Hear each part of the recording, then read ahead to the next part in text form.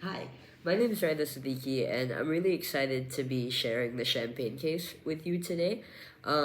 We've worked on it together with Nico, Santi, Valentina, and Safia, and we're really excited to show you what we came up with.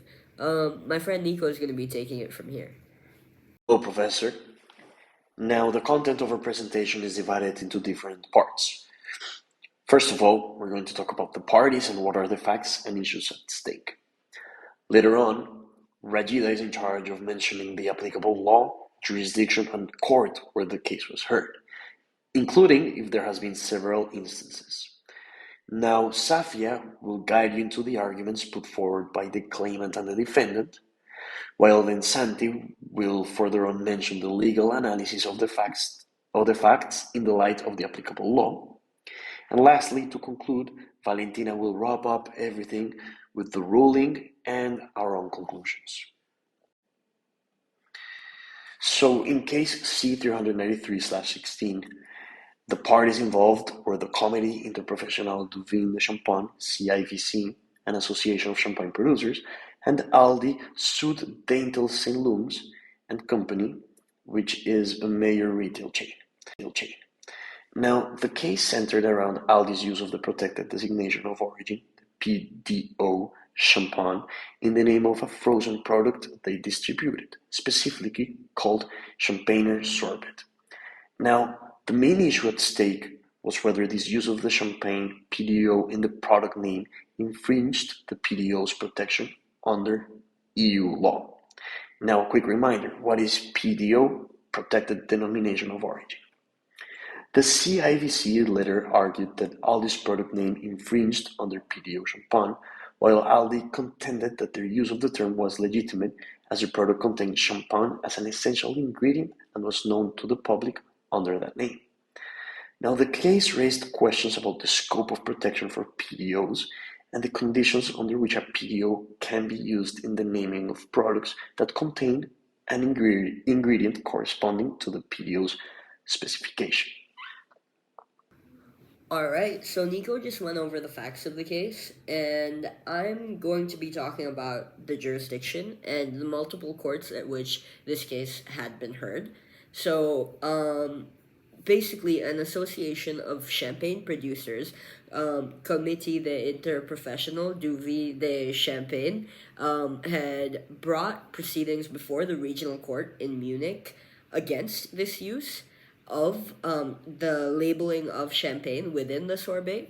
And the plaintiff requested an injunction prohibiting Aldi from further usage of the PDO champagne for the sorbet products. CIPV claimed that the infringement of the PDO for exploitation of the reputation, misuse, false, and misleading indication concerning such PDO, and they did so on the basis of Article 118 of the Regulation Number 1234. The plaintiff, CIPV, succeeded in this first instance. However, the second instance, the higher regional court in Munich, came to the opposite conclusion and dismissed the application of CIPV. The appeal court stated that the conditions for declaring infringement weren't fulfilled, as Aldi was a legitimate interest in using the Champagner sorbet to refer to the food product known to the public under the name and in which champagne was an essential ingredient. So, on that account, there was no misleading indication.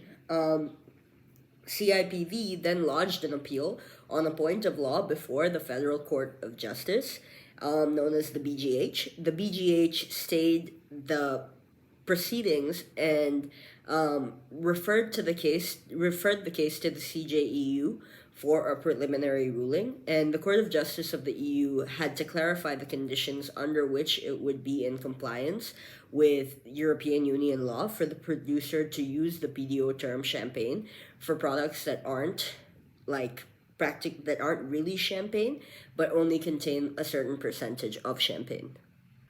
All right, so now we're gonna move forward and start discussing the applicable law in this case. Um, the applicable law in this case primarily revolves around two key European Union regulations. The first one is Council Regulation number 1234, 2007, And this regulation is commonly referred to as the single CMO. CMO basically stands for Common Market Organization Regulation, and it was adopted on 22nd October 2007. It establishes a common organization of agricultural markets, and it includes specific provisions for certain agricultural products. One of the significant aspects of this regulation is the protection of geographical indications and designations of origin for agricultural products and foodstuffs that are within the EU.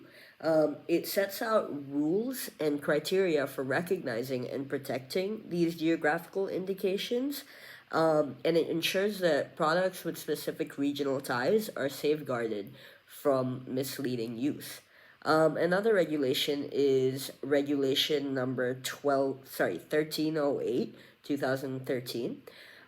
This regulation was adopted on 17th December 2013, and it establishes a common organization of the markets in agricultural products. It repealed several older regulations, including the previous council regulation that I'd mentioned. And it further strengthens the protection of geographical indications and designations of origins and ensures consistency in the EU's agricultural market organization. In the context of the Champagne sorbet case, these regulations were significant because they provide protection to the name Champagne as a protected designation of origin. A PDO is a specific type of geographical indication that signifies a product's origin from a particular region and its unique ties to that region's tradition and quality. In this case, Champagne is a well-known PDO for a specific type of sparkling wine produced exclusively in the Champagne region in France. The legal dispute revolved around whether the use of the name Champagne sorbet on a food product, specifically sorbet in this case, was in compliance with the EU regulations and the geographical indications in PDO. My colleague's going to go and talk about the questions raised upon the court next. So now that we've heard a bit about the facts of the case and the relevant laws, we're going to move on to consider the preliminary questions that were referred to the European Court of Justice and the reasonings given by the court. So the first question that was referred to the European Court of Justice was whether the regulations that we previously outlined apply to situations where a PDO, such as Champagne, is used in a product name, such as Champagne sorbet, when that product does not correspond to product specifications regarding form, in that this product was a sorbet rather than the standard wine, even though this product does conform to product specifications in that it contains the necessary ingredients. So in answer to the first question, the court provided that yes, the regulations do apply to food products which do not conform to product specifications of a PDO as to form, since the crucial element is their correspondence as to ingredients. They reason that the regulations are designed to protect against the direct and the indirect exploitations of the commercial uses of PDOs. Even products which are not fully comparable or standardized as to form are capable of exploiting the reputation of that PDO. The second question that the court was asked to consider was whether the use of a PDO for a product that does not conform to product specifications as to form constitutes a misuse of that PDO, even if it does contain the necessary ingredient in sufficient quantity.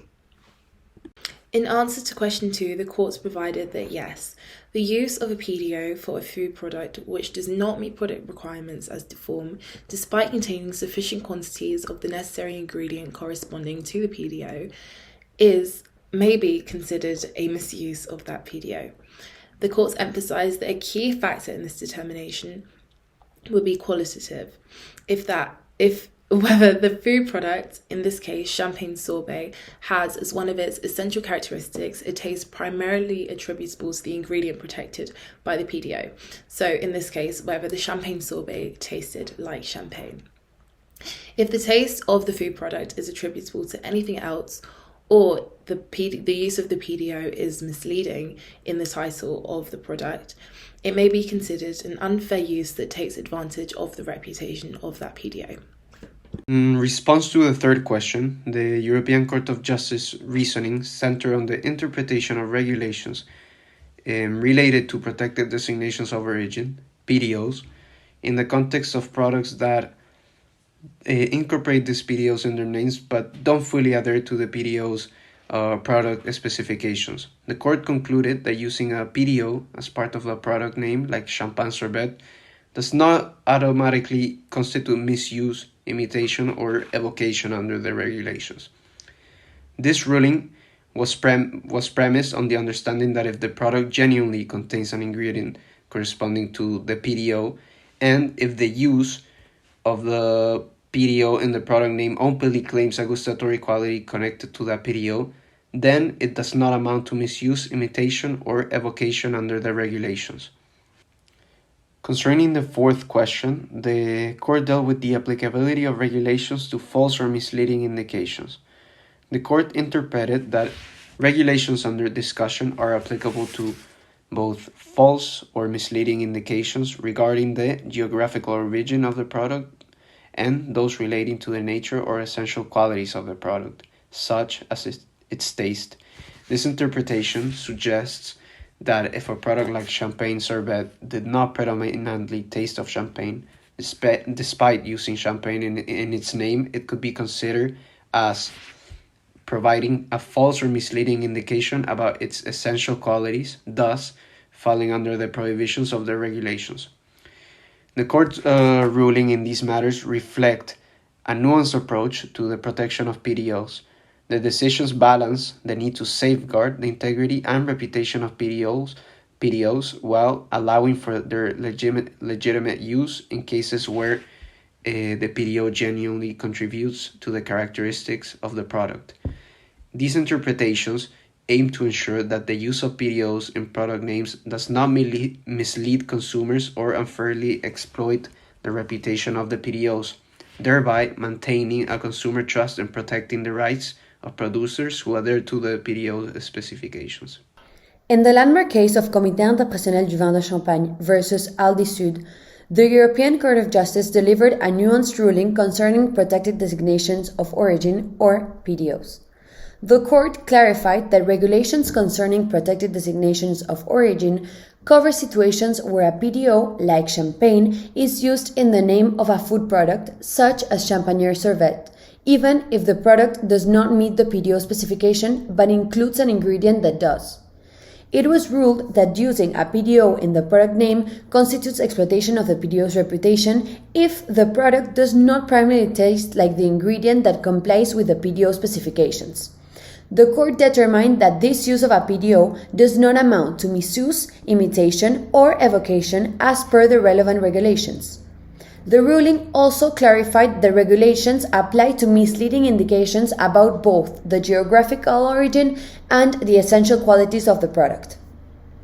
Examining this case reveals a careful balancing act by the European Court of Justice, as it seeks to strike a harmonious balance between the rights of business owners to engage in free commercial expression and the need to protect the unique qualities of regional specialties. The subtleties in the court's decision indicates an approach where neither the interest of businesses nor the preservation of regional distinctions overwhelmingly dominates. This balanced approach underscores the court's role in ensuring both commercial freedoms and the protection of cultural heritage. PDO significance are rooted in the importance of preserving the distinctiveness and heritage of regional specialties such as Champagne. These designations not only safeguard the name and reputation of these products, but also the traditional methods and the standard of qualities that define them. Marketing strategies that seek to leverage and potentially dilute the esteemed reputation of high-quality products can be detrimental. The selective and judicious use of PDOs plays a crucial role in preserving the cultural and economic significance of regional products, not just locally, but on a global scale. Conversely, freedom of commercial speech is essential in fostering a competitive and dynamic business environment. The ICC recognized that the freedom of advertisement and commercial speech, when underpinned by effective self-regulation, are cornerstones of the market economy.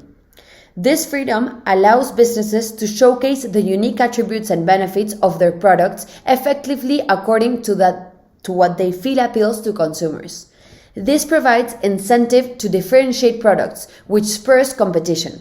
It is precisely the interaction which makes the freedom of commercial speech an indispensable aspect of the functioning of the market.